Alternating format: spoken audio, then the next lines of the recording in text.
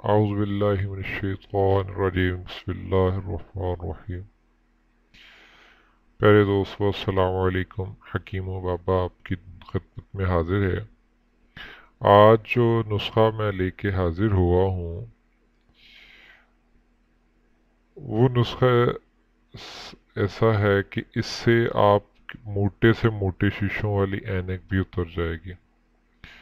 اس کے علاوہ جن لوگوں کی یادداشت بہت کمزور ہے یا دماغی پٹھے کمزور ہو گئے ہیں ان کے لیے بھی یہ نسخہ جو ہے جادوئی طاقت رکھتا ہے۔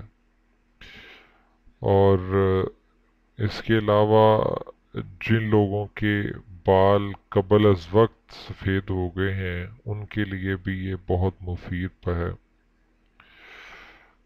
تو اس کے علاوہ جن لوگوں کی خون میں خرابی پیدا ہو جاتی ہے، پھنسیاں نکل آتی ہیں، جسم پہ خارش ہوتی ہے، ان کے لیے بھی یہی نسخہ بے حد مفید پایا گیا ہے۔ یہاں تک کہ ٹیومر کے مریضوں کے لیے یا جن کے جسم میں رسولیاں بن جاتی ہیں، غدودیں بن جاتی ہیں، یا آنکھوں میں جلن جن کی دن یا رات میں مسلسل جن لوگوں کو نظر نہیں آتا، دن میں ہو یا رات میں، کچھ ایسے مریض ہوتے ہیں جن کو دن میں نظر آتا ہے لیکن رات میں نظر نہیں آتا، اور کچھ ایسے لوگ ہوتے ہیں جن کو رات میں نظر آتا ہے دن میں نہیں نظر آتا، ان لوگوں کے لیے۔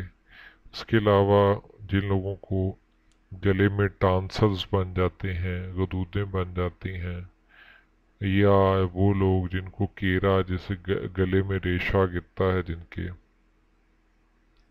یہاں تک کہ اس کے مسلسل استعمال سے مکمل بال جو سفید ہو جاتے ہیں لوگوں کے قبل از وقت وہ بھی کالے ہو جاتے ہیں۔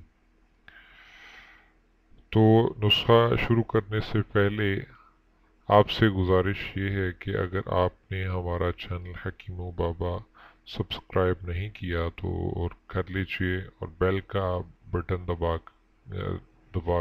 دبا دیجئے تاکہ جو ہماری ویڈیوز ہیں یا لیٹسٹ ویڈیوز جاتی ہیں آپ تک پہنچ سکیں۔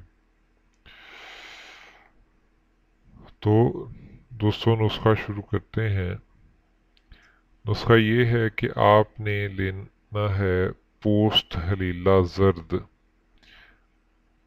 مطلب ہرڑ کا چھلکا جسے ہریڑ بھی کہتے ہیں، ہریڑ کا چھلکا، پوسٹ ہلیلہ زرد جسے کہتے ہیں، بیڑے کا چھلکا، اس کے علاوہ آملہ اور کشتہ فولاد۔ دوبارہ سن لیجئے، پوسٹ ہلیلہ زرد، بھیڑے کا چھلکا، آملہ اور کشتہ فولاد۔ یہ تمام چیزیں آپ نے 50 گرام لینی ہیں۔ دوبارہ سے سن لیجئے، پوسٹ ہلیلہ زرد، بھیڑے کا چھلکا، آملہ اور کشتہ فولاد، تمام آپ نے 50 گرام لینی ہے۔ ان تمام چیزوں کو نہایت باریک پیسنا ہے آپ نے، اور آپ نے کسی باریک کپڑے سے ان کو چھان لینا ہے۔